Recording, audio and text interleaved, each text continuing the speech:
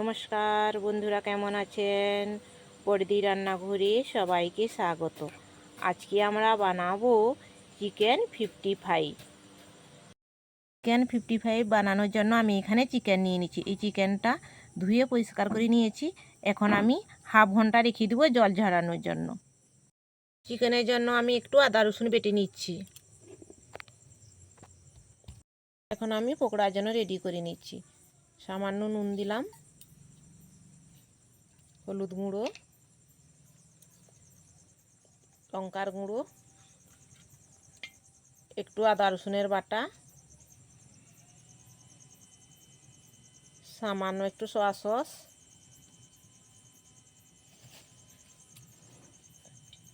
এখন ভালোভাবে মাখিয়ে নিতে হবে। আর একটু গন্ধরাজ লেবুর রস।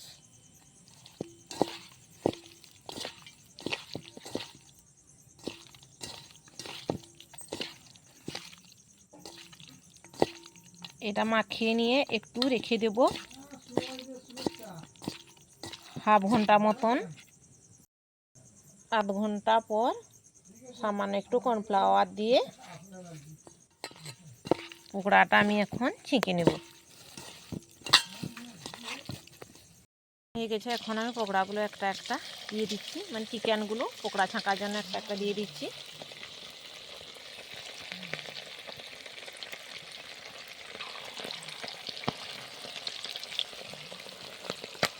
পকোড়াটা আমার লাল লাল করে ভাজা হয়ে গেছে। এখন আমি এটা তুলে নেব।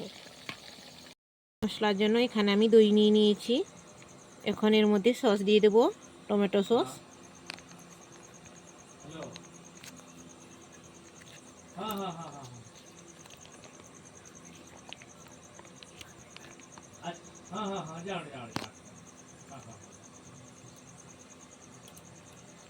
হলুদ গুঁড়ো, ধনে গুঁড়ো, জিরে গুঁড়ো, একটি কাশ্মীরি লঙ্কার গুঁড়ো, চাট মশলা, আর এই যে দেখুন গন্ধরাজ লেবুর পাতা নিয়ে নিয়েছি, এটা কেটে নেব।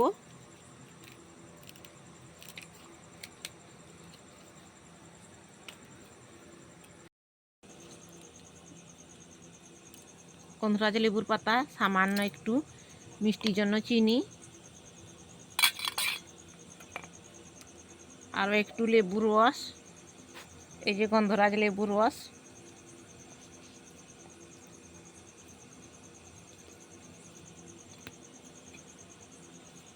এখন আমি এটা ভালোভাবে ফেটিয়ে নেব।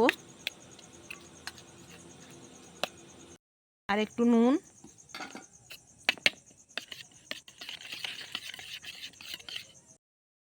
তেল গরম হয়ে গেছে, একটু সরিষা দিলাম ফোড়ন।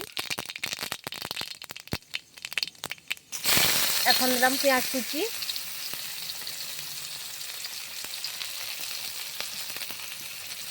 আর একটু কাঁচা লঙ্কা।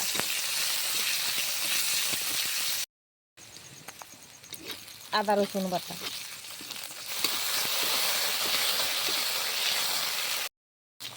ভাজা হয়ে গেছে। এখন যে পেস্টটা করে রেখেছিলাম তা দিয়ে দিলাম। এখন আমার মশলাটা ভালোভাবে কষানো হয়ে গেছে। এর মধ্যে পকোড়াগুলো দিয়ে দিচ্ছি।